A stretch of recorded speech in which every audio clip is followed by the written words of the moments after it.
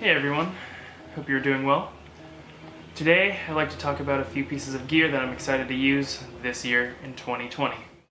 The first piece of gear that I'm excited to use in 2020 is the Hilltop Axe Bear Bag. This is made of 2.92 ounce Dyneema composite fabric or Cuban fiber. It has custom printing on both the front and the back, and it has a flat bottom, making it easier to store inside of the backpack.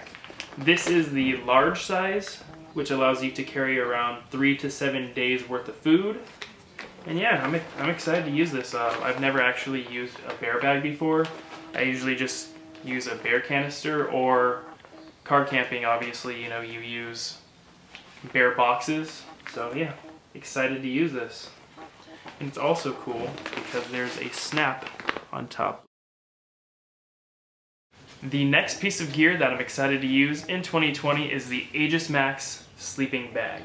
On the AliExpress website where I purchased this from, it says that there's 800 fill power down, and it only weighs about 1.2 pounds. Now this is obviously extremely small compared to normal sleeping bags, and it's about the same size, if not smaller, than a lot of quilts out there. The cool thing about this is that there's a zipper that only goes down to about 3/4 of the way down, which means that you could use this similar to how you use a quilt. Another piece of gear that I'm excited to use in 2020 is the Corona folding saw. This is the 7-inch blade model. It only comes in at about 4.8 ounces, so it's fairly light for a folding saw. It's extremely comfortable with that nice pistol grip, is what they call it, I believe. So you could get a nice grip when you're going back and forth, trying to cut down some wood for a bonfire. And it's very inexpensive. I purchased this one at like $16. Right now I believe you could get it under $16. And yeah, extremely useful. I don't have any footage of myself using it yet. I've used it a couple of times at home, and it is very sharp and very fast at cutting wood. Another piece of gear that I'm excited to use in 2020 is the Arc'teryx Apton Zip Hoodie. Now, I've been looking into mid layers for quite some time now, and I've used fleece, I've used down, I've used synthetic, and I've just used windbreakers and stuff like that.